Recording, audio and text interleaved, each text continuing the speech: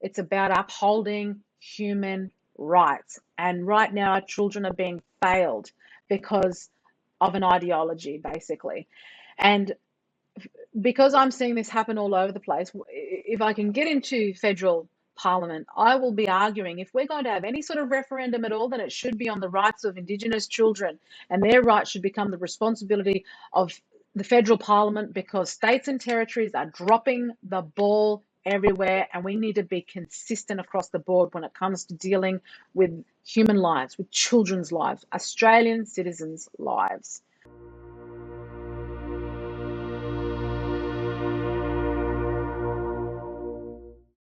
Good evening and welcome to another ACL update. My name's Alister Cameron and it's great to have you along. I'm one of the national directors here at the Australian Christian Lobby, along with, as always, the wonderful Wendy Francis, also a national director here.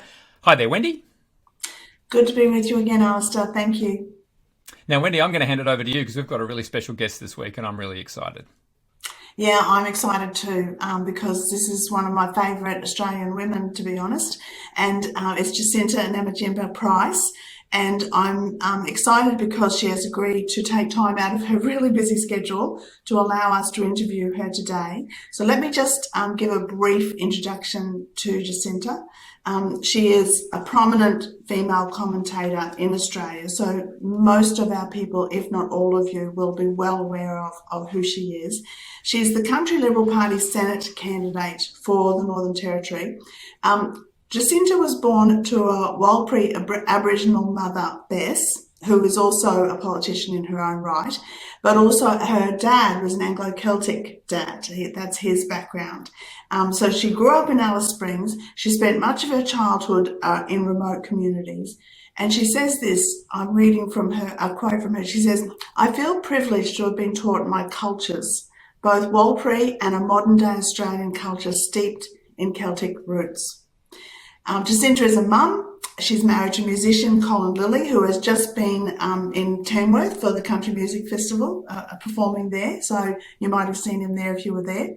But Jacinta is also a musician in her own right. She's performed locally and internationally. Her background, though, includes a vast array of different roles and responsibilities. And I'm not going to talk about all of them because it would take up the whole interview, but she was most recently Deputy Mayor in Alice Springs. She has also been the Director of Indigenous Research at the Centre for Independent Studies.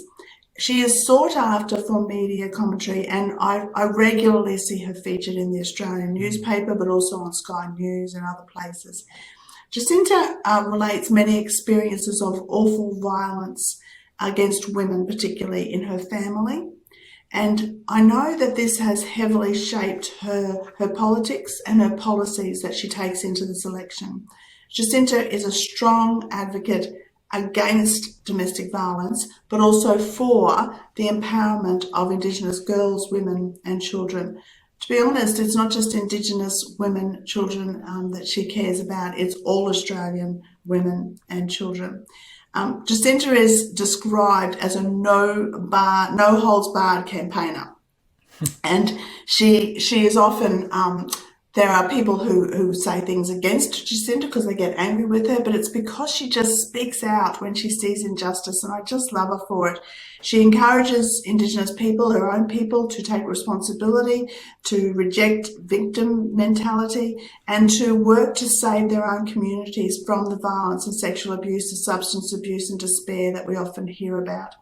Jacinta also has a lot of followers, and you might be one of those followers. I looked on her Facebook account. She's got close to 150,000 followers on Facebook. She has close to 20,000 Twitter followers.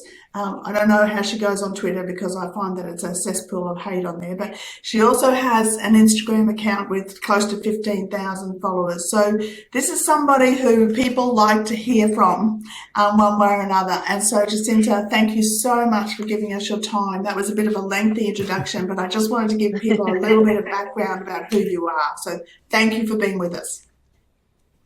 Oh, look, it's my absolute pleasure to be here, and you have to understand also, Wendy, you're one of my most favourite women in Australia as well, and I really appreciate and love the work that ACL do right across the nation, and I certainly feel the love. When members come forward to greet me, if I'm in a community somewhere, or if I'm in a city, and tell me that they're praying for me, I really appreciate that. It means so much to me. So I'm very grateful to be here to have a conversation today. Thank you, Jacinta. And it is just a conversation with you, and we appreciate that you're prepared to do that for us. You are an advocate for reconciliation, and I'm going to hand over to Alister. He's going to open up our questions this interview for us. Yeah, Thanks, look, Alister. I'm part of a mutual appreciation society here, but I'll be part of it if that's okay. Yes, as Wendy was saying, Jacinta, you fought pretty hard for reconciliation, and I've had some time to think about this. I had a nephew of mine do a research project for uni, and he wanted to discuss a website called paytherent.net.au, which I don't know if you've ever come across it, but it was really interesting because we kind of went through it together, and I said, when is this done? When do we get to forgiveness? When do we get to whatever the rest of you need to do to sort the Indigenous folk out? You've done it. We can now sort of move on in some sort of united front. What I really appreciate about what you're doing is that you're seeking reconciliation, but with a view to forgiveness, with a view to some sort of end state, I suppose. And what I observed with this, just use this as an example, this Pay the Rent program, is there's no end. There's no end. There's never, you're never off the hook. You're always paying the debt back.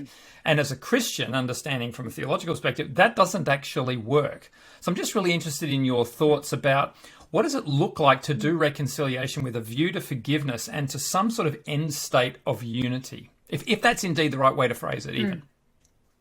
Well, I think, that's what the whole idea of reconciliation is about. And I feel as though in my work as a cross-cultural educator for many, many years, for a couple of decades now, the whole purpose of doing that work for me and my family was about creating understanding.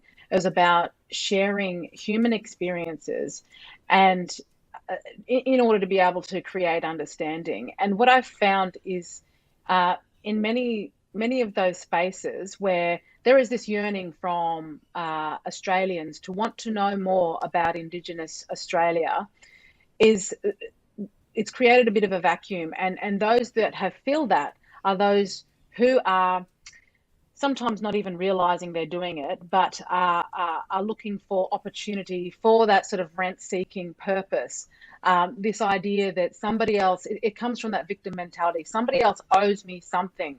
And when you have that sense, that victim mentality, it's like you're forever trying to fulfill something, seeking others to fulfill that for you, when obviously that has to come from within yourself.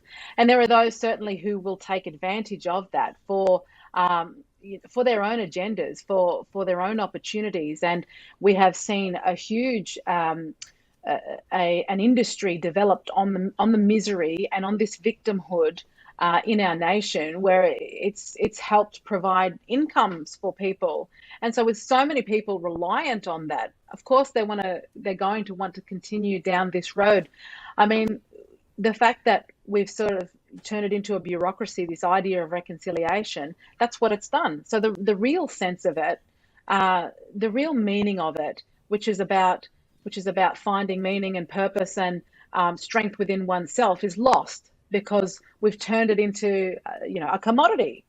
And that's where we've gone wrong with it. It is about a spiritual journey, and the spirituality has been taken out of it, if you like.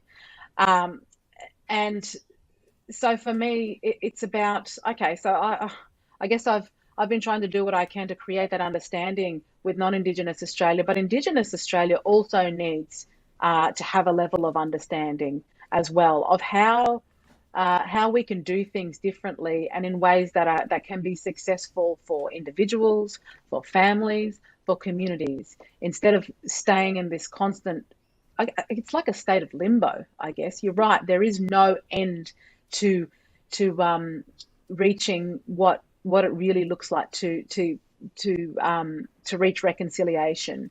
And so I wonder if the real intentions of those that are claiming to act in good faith in terms of reconciliation, their real intentions are about reaching that or not.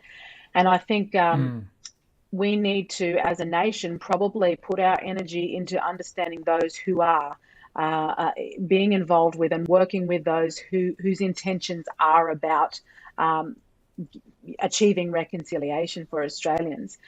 And I think my experience, having a Warrabri mother and a white Australian father, is always wanting to share what's been successful about our lives and about growing up in the Northern Territory, the successes in all these different cultures, not just Indigenous and white Australia, but the fact that we come from a multicultural place. It was just yesterday, my husband and I were stopped in the IGA, which was owned by an old Greek fella, and he pulled us up and he said, I grew up with Aboriginal people and people from here and people from there. Yeah, he actually said to my husband, I want to talk to you. I don't want to talk. Jacinta's all right. She's a local. I know her. I want to talk to you. You're the foreigner, because he's Scottish. I'm more interested in you. And that's the thing, in the Territory, we're like a melting pot. And in many ways, I feel like this insidious woke left culture cancel culture that we're experiencing comes from so-called civilized places, like our capital cities. And everyday Australians, it's detrimental for everyday Australians, and particularly Indigenous Australians. And a lot of people in communities have certainly, within our traditional culture, there is a sense of the idea of forgiveness in order to move forward. That is part of our traditional culture. But those aspects are also not part of this narrative, because, again, that void that's being filled is being filled by those who are not of the understanding of traditional Aboriginal culture, but are reinventing things and reinventing this these ideas of culture through the victim mentality, if you like. Now, just before Wendy takes this in a different direction, just a few thoughts, if you've got any top of mind, because we do have the woke victimhood mentality on one side. I feel like there's also among some Indigenous, perhaps the more political, there's a rightful owner strategy as well, which probably isn't coming from a place of victimhood. It's something else again. Do you have any sort of thoughts about that?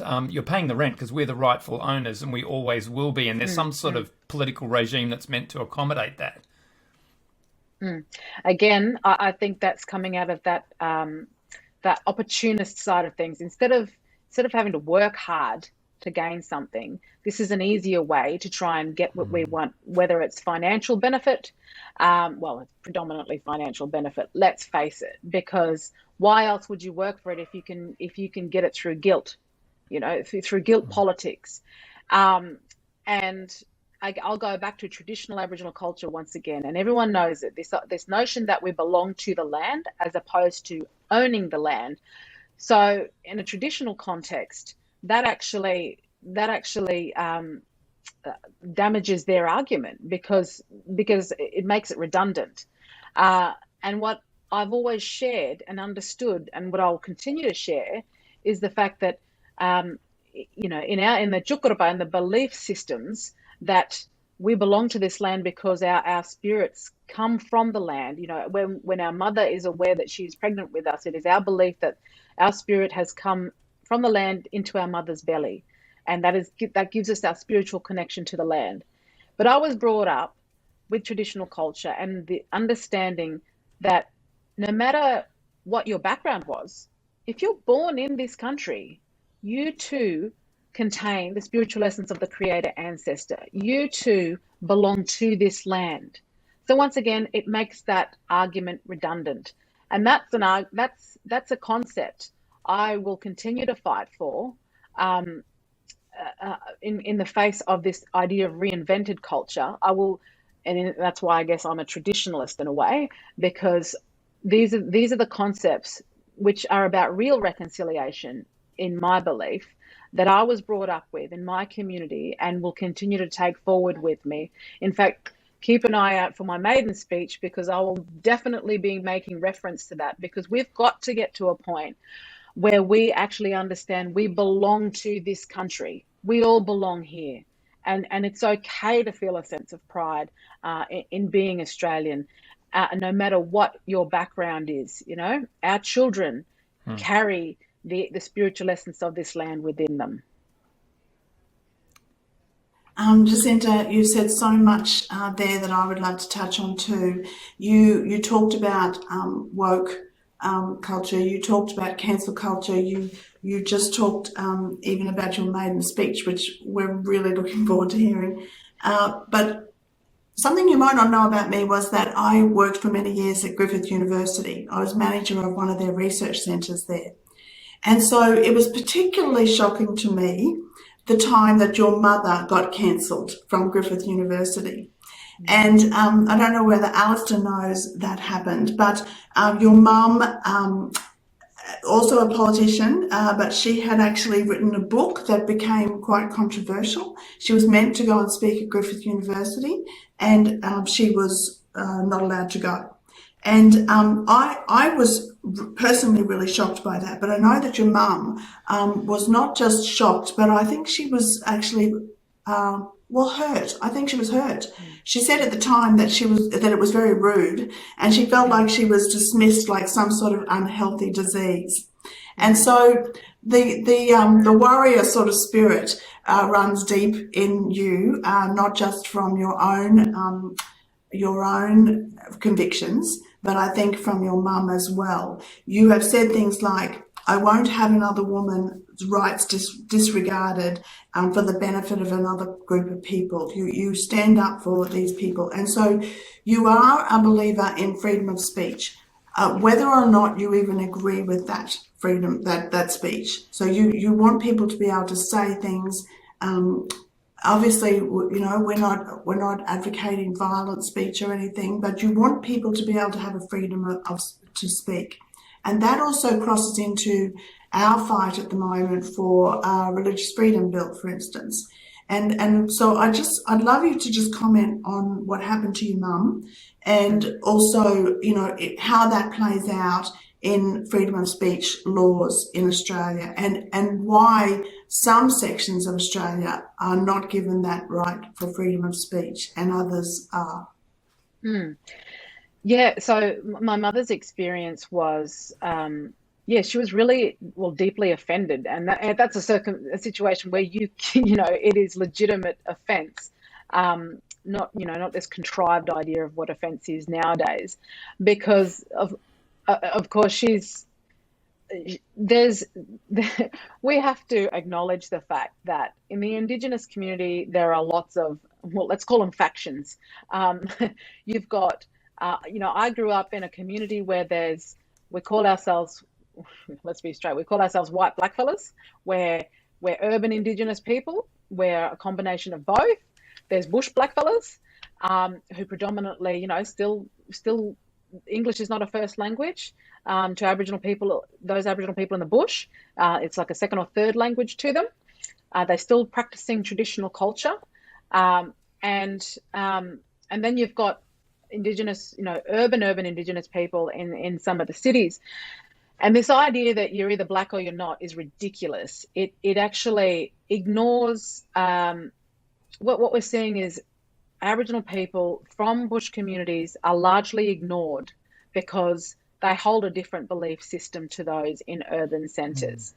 And I found growing up that the divisions existed within the urban Indigenous people, and that bush mob and white fellas got on really well.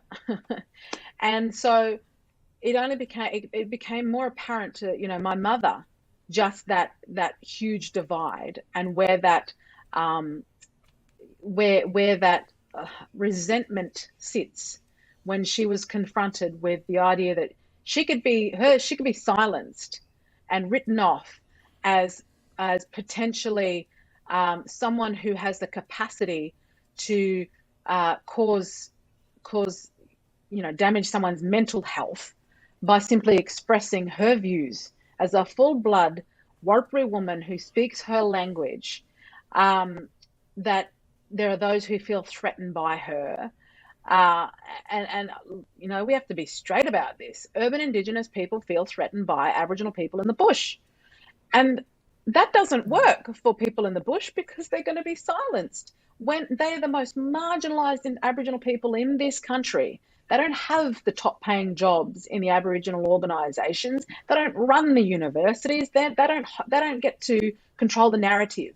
It's urban Indigenous people who do. And that's why we're confronted with this wokeism and this victim mentality that we're confronted with today. That's why the situation doesn't change in the bush for marginalised Indigenous Australians, because they don't get to be heard. So my mother was again silenced as an Indigenous woman from the bush. Not just that though, but as a Minister of the Crown at the time, the only woman in cabinet in the Territory government. And if it was a man, it would never have happened. And that's another issue we've got to address, is the very patriarchal society in Indigenous Australia that those like to claim, deny that exists. But let's face it, Aboriginal men have run the show for a very long time. We have not had our feminist movement, if you like, for Aboriginal women, and we're still struggling for that. And so it just showed just where bush Aboriginal women actually sit in our nation's priorities, and particularly in Indigenous Australia, where they sit right at the bottom. And that is, obviously something that myself and my mother continue to fight for recognition.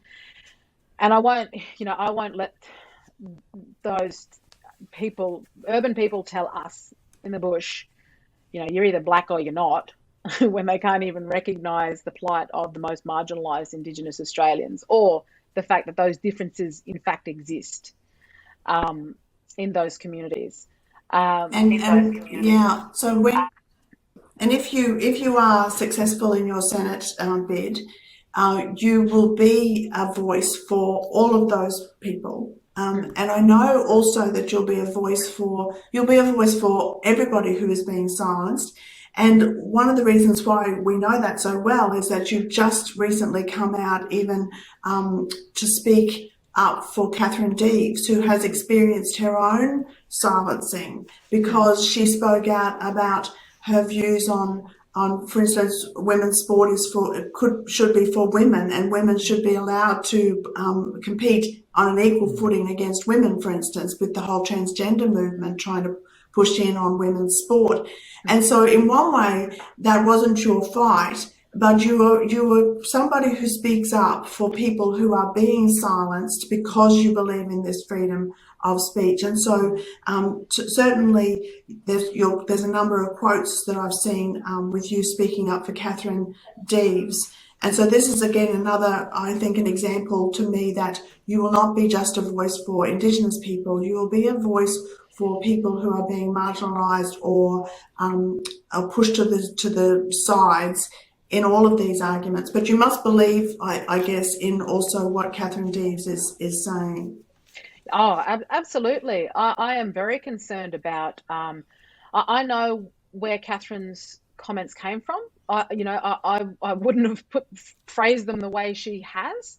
And I think that's what that's done is it's allowed for the left to just focus on that and not what the underlying concern is, which is the fact that, our children, the possibility that our children could be supported into undergoing dramatic, life-changing surgery because of something that is a psychological issue and we're being silenced on having any debate about this, is very frightening. And we need to have the opportunity to have the space to have these debates, because that's what living in a modern liberal democratic society should be all about.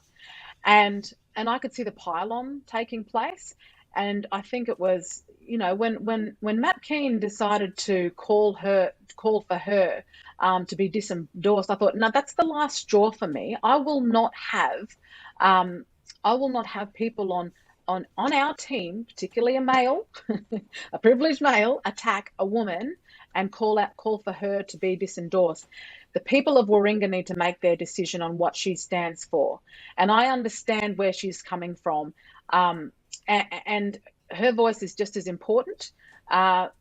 Freedom of speech is so important in our day and age, and cancelling people does not allow for that, does not allow for the debate. If people don't agree with people, we should be able to have respectful debate in order to process an issue to move forward, because we're taking huge steps backwards if we're simply cancelling people and silencing them, and especially women. We've worked very hard for our rights as women, and I just find it so astonishing that it's now the right side of politics who are taking the fight for women and girls forward, and it's no longer the left who are doing this. I've always thought feminists claim to fight for women and stand up for women's rights, but they don't. They fight for feminists' rights. That's what they fight for, progressive rights. Yeah. And it's the same on so many ideological issues these days.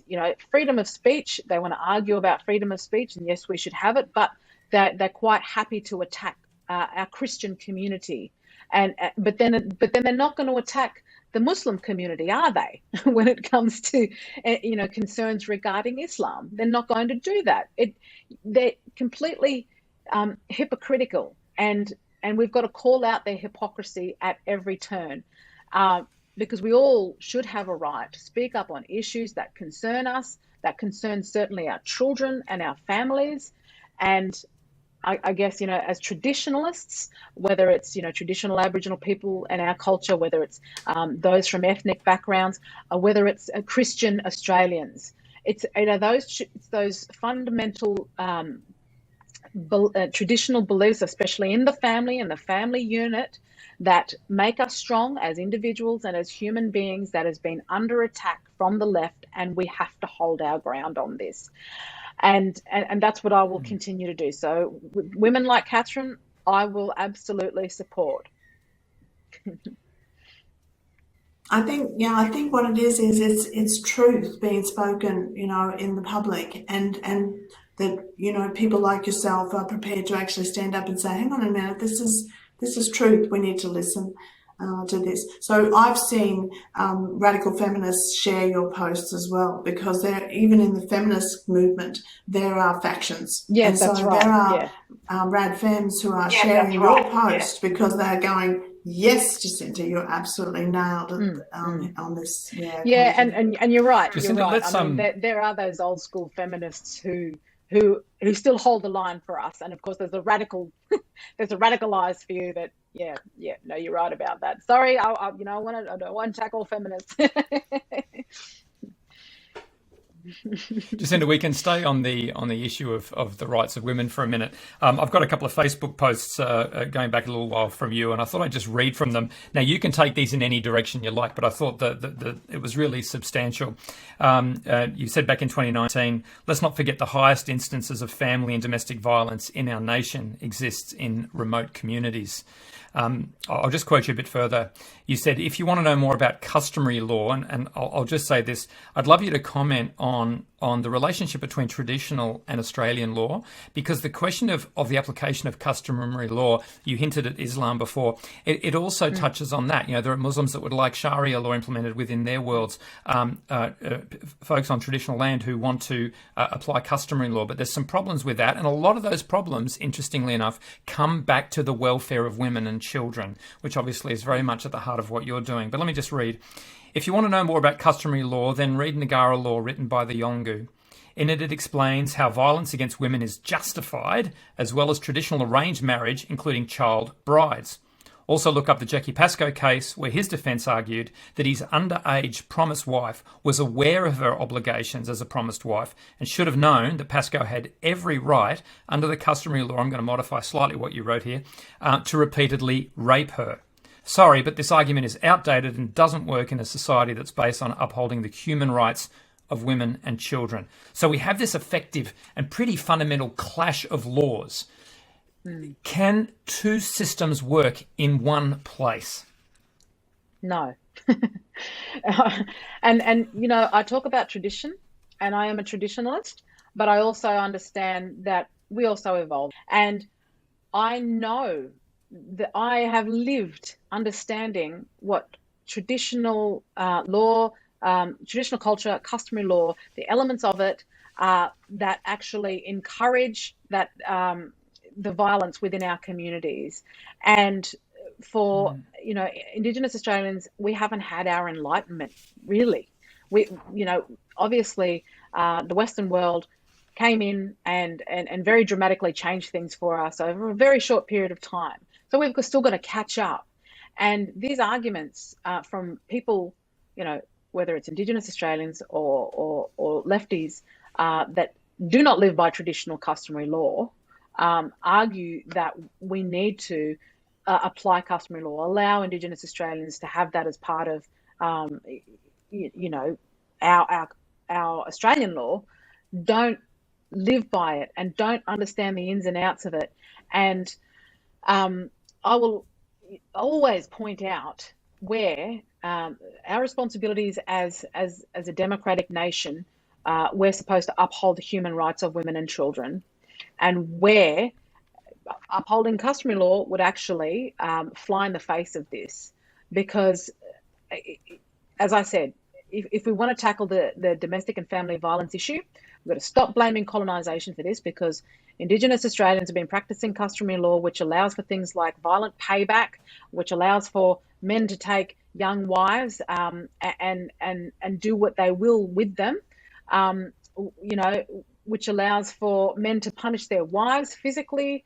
All these issues allow us to do that, and we cannot simply uphold these as any kind of Australian law. So there can't be two laws for Australian citizens, and that's the bottom line, is that we are all Australian citizens, including Indigenous Australians. It just can't work, no matter how much people try to say that it can work. I haven't seen anything brought to me, a proposal brought to me, that suggests that it could work in any particular way. And it's always very vague when bureaucrats want to attempt to try and make it all work. It's all symbolic gesture and nothing of real substance. Much like this whole voice proposal. Where is the substance to it? It's symbolism. It's wishy-washy symbolism. No one really knows what it's all about, and yet we want to put this in. They want to put this in our constitution. Well, you first got to know what you're on about first before you can try to convince the rest of Australia what it is you want to put in our constitution. But yeah, we absolutely need to uphold the rights of Australian citizens, which are women, Indigenous women and children in this nation. And you can hear firsthand from women their own experiences of being forced into arranged marriages, of being abducted, really, by their promised husbands as still young girls, and raped. You can hear those stories, and that's the point I've been trying to make. Is these are the voices we need to listen to, not the evil patriarchy of Indigenous Australia. Yeah, you know what I mean. Like, that's what the left like to put it in terms of the evil patriarchy. Well, if they want to smash the patriarchy, start with those in traditional Aboriginal culture. Start with those in extreme Islamic culture. That's the patriarchy we need to be smashing, because you can pretend it exists in Western culture, but we've been through our Enlightenment periods. We're doing everything we can to make men and women equal.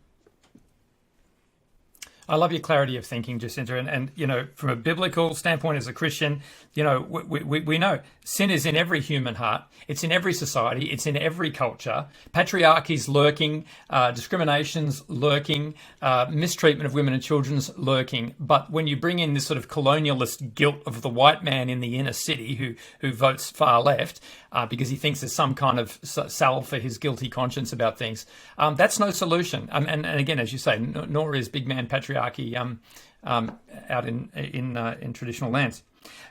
We're really hitting hard on the end of our time together, but just one more and then I'll throw back to Wendy.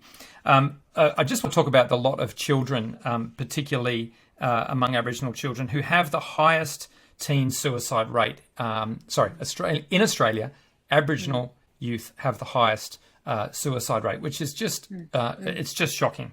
You said this: it's one standard for some kids and another for Indigenous kids. You said we have high rates of neglect, sexual abuse, and domestic violence here in the Northern Territory. Our Indigenous children represent the majority of victims, and yet, because of their cultural backgrounds, child protection authorities allow them to remain in dysfunctional circumstances instead of allowing them to grow up in loving environments where their needs are being met and human rights are being upheld.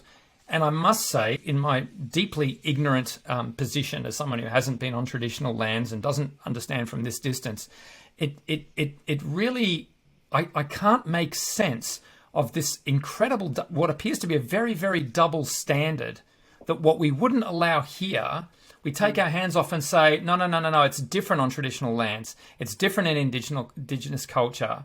What do you say to that?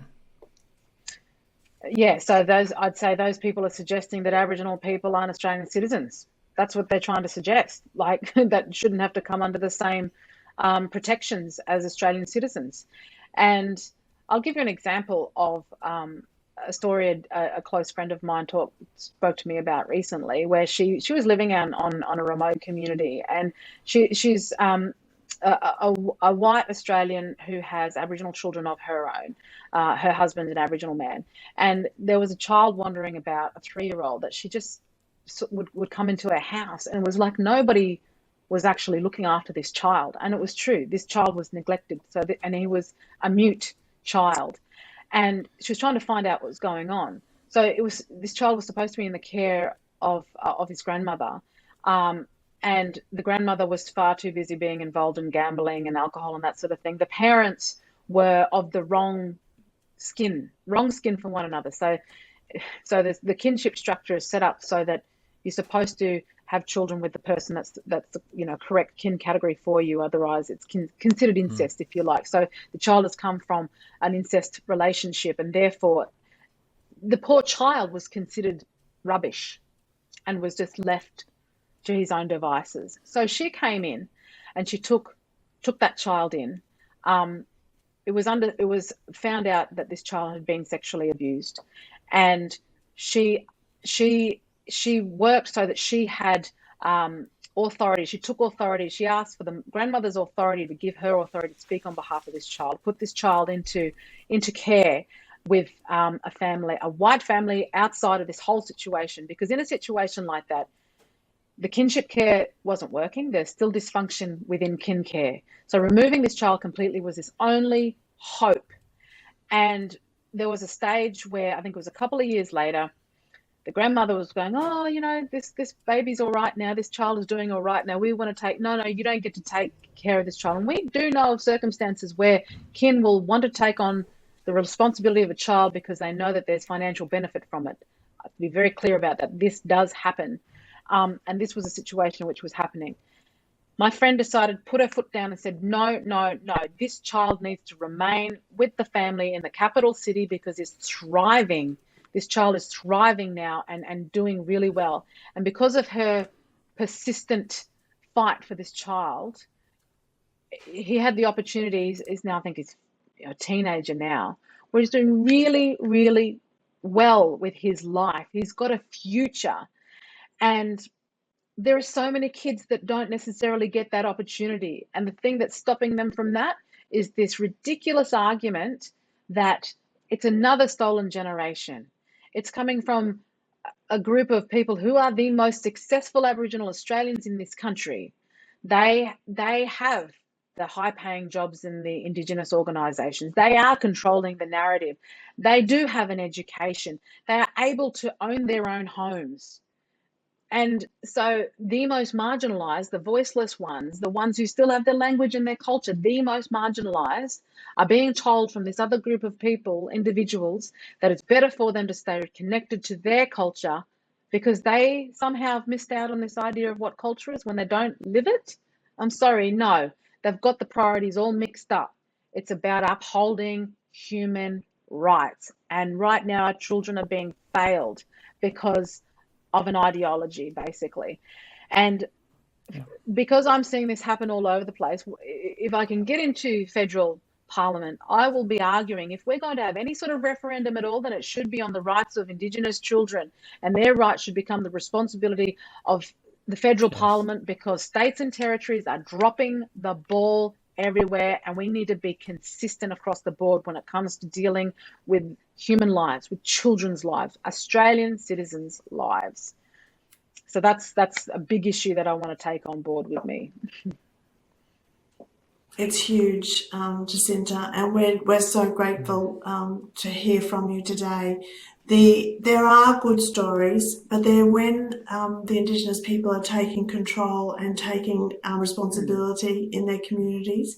I know that in Maningrida, where there has been some really high rates of rheumatic heart disease in children, the Indigenous elders and people in Maningrida are taking responsibility for making sure that the children take their medication, for instance, and it's turning around. So there are some amazing, really good stories happening, but we just need that to be replicated right across the communities throughout the Northern Territory. So we've just had the draw of ballot, so we know where you are on the ballot paper. So if people want to vote for you in the Senate in the Northern Territory, you're actually in the number 1 position on the ballot paper, which is, that's a blessing for you. But I don't think, it doesn't make a huge difference, but number 1 there, CLP. But I've been saying to people too, you can vote above the line, you vote 6 places above the line, or you can vote below the line. And if you vote below the line and you want to vote for Jacinta, then you just put a number 1 beside her name there below the line. But above the line, you've got to vote for 6, below the line 12. And CLP is who Jacinta is running for. So if you want to see Jacinta in the Senate and you live in the Northern Territory, then you put a 1 beside CLP or Jacinta Price on the paper, and then make sure that your vote counts. So 6 above, 12 or 12 below, and that's the white long paper in the Senate. And of course the Senate is sort of like the conscience of the Northern Territory in our federal Parliament. They're the ones who review laws that come through. They're the ones who stand for their state or territory, but they also have a say in all Australian laws, in being able to actually be that conscience, that review house. When laws are made in the lower house, in the House of Representatives, they then move to the Senate. And so we wish you all the very best, Jacinta. Thank you very much for your time today. I know that your time is precious, and you've got go from Darwin to Alice Springs, and that's a long drive. So thank you very much. Thank you very much for having me. It's been a pleasure, and I look forward to representing us all in federal Parliament for the benefit of all Australians, and shake things up, because we need a shake up. Thank you, Jacinta. God bless you. Bye. See you next week, everybody.